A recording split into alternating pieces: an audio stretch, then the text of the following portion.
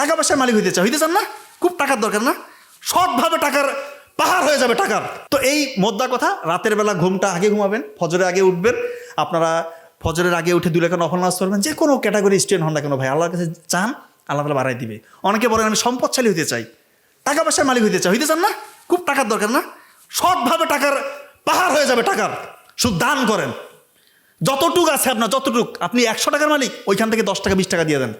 আল্লাহ কোন দিক দিয়ে রিজিক বাড়াই দিবে, মানে কোথা থেকে আসতেছে এত রিজিক? আমি নিজে প্রমাণ, আমি বহু টাকাওয়ালার মালিক না, কিন্তু আমি আমার স্টেজে, আমার বয়সে আলহামদুলিল্লাহ আল্লাহ তাআলা আমাকে যা দিয়েছে, এটা তো ওপেনলি বলা যায় না, বৈধভাবে যা আমি করেছি আলহামদুলিল্লাহ, শুক্রিয়া। আমার বড় ভাইও তাই, আমাদের পরিবারটাই তাই। আপনারা দান করেন, গোপনে দান করেন। আর ফজরের আগে উঠে চোখের পানি ফেলেন। এই কথা আমি সব জায়গায় বলি, চোখের পানি ফেলেন। আপনি কি বিপদে আছেন? পৃথিবীতে এমন কোনো বিপদ নেই যেটা আপনার কাটবেন ইনশাল্লাহ। কি বিপদ আপনার? কিসের বিপদ? কি আপনি ছাত্র, চাকরি হচ্ছে না? বড় বড় চাকরি, আমরা তো সর্বোচ্চ চাকরি করি নাকি? বিসিএস ক্যাডার তো নাকি? বাংলাদেশে তো এটাই আপনারা মনে করেন যে এটা আইডল। আমরা এগুলো কিছু মনে করি না, এটা দুনিয়াবি সাফল্য আমাদের কাছে কিছু না।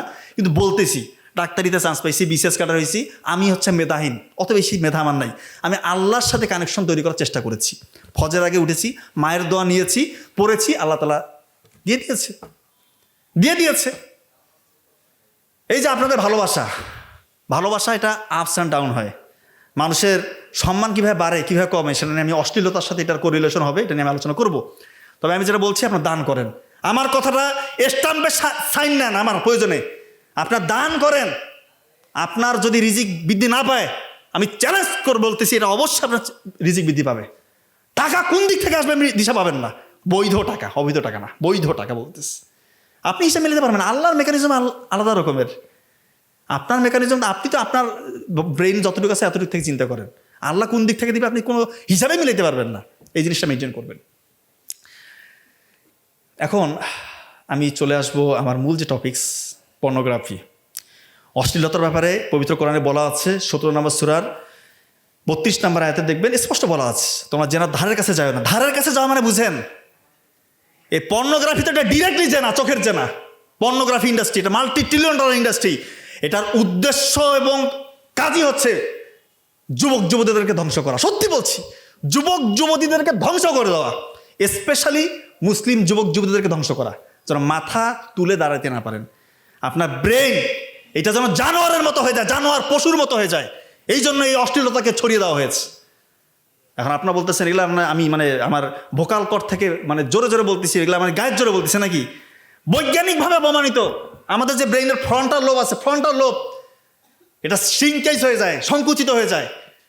তার প্যাটার্ন দেখছে, ব্রেইনের প্যাটার্ন জানোয়ারের প্যাটার্নের মতো হয়ে যায়, জন্তু জানোয়ারের প্যাটার্ন ব্রেইনের। আর যারা অশ্লীল কাজে নিমজ্জিত, দীর্ঘদিন ধরে পর্নোগ্রাফিতে আসক্ত, রাতের বেলা গোপন গুনাহ করতেছে, একাকী নির্জনে সে নিজেকে কন্ট্রোল করতে পারে না, পর্নোগ্রাফি দেখে মাস্টারবেশন করে, তার ব্রেইনের প্যাটার্ন জানোয়ারের মতো। আর আপনার এটাকে মানবেন কি না মানবেন এটা আপনার ব্যাপার।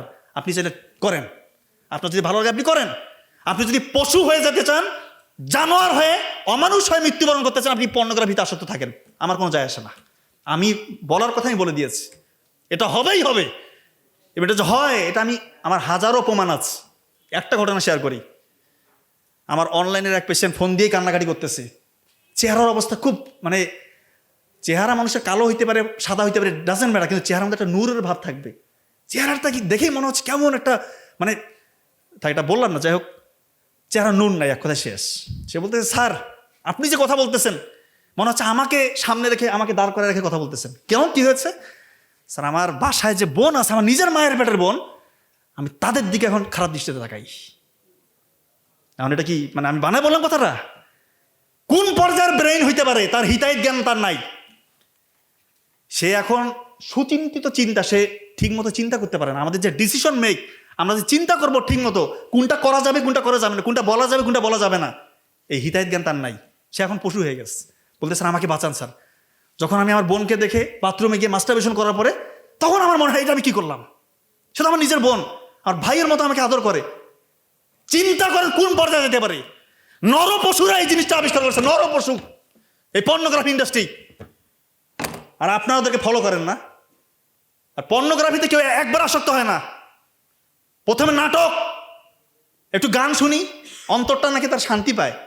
আর তোকে এইখান থেকে নিয়ে যাবে ওই নাটকের মধ্যে, একটা 1 ঘন্টা 2 ঘন্টা নাটকে পুরোটা অশ্লীল কিছু দেখে না, একটা সিন হতে এমন কিছু দেখাবে যেটা থেকে আপনার ব্রেন ট্রিগার আউট হয়ে যাবে, আপনি স্টিমুলেট হবেন, আপনি তখন আর কন্ট্রোল করতে পারবেন না, তখন মনে হবে যে নাটক বাদ, সিনেমাতে যাই, কি টালিউড বলিউড হলিউড এই সেই দিয়ে, তখন ওইটা তো আপনার ব্রেন আর শান্ত হবে না, ক্ষান্ত হবে না, আপনাকে আরও চাই, আরও লাগবে, কি লাগবে, পর্ন দেখবেন। পর্ন দেখেও এরপর আপনি সফট ওয়ান থেকে যত রকমের খারাপ পর্ন আছে সেটা দেখে দেখে আপনি এরপর আপনার ব্রেন থেকে শুধু হাই ডোপামিন রিলিজ হবে, ও আরও চায় আরও চায়, আপনি তো ওইভাবে দিতে পারবেন না, তখন আপনি পশুর সাথে সেক্স করে এরকম পর্ন আপনি দেখবেন।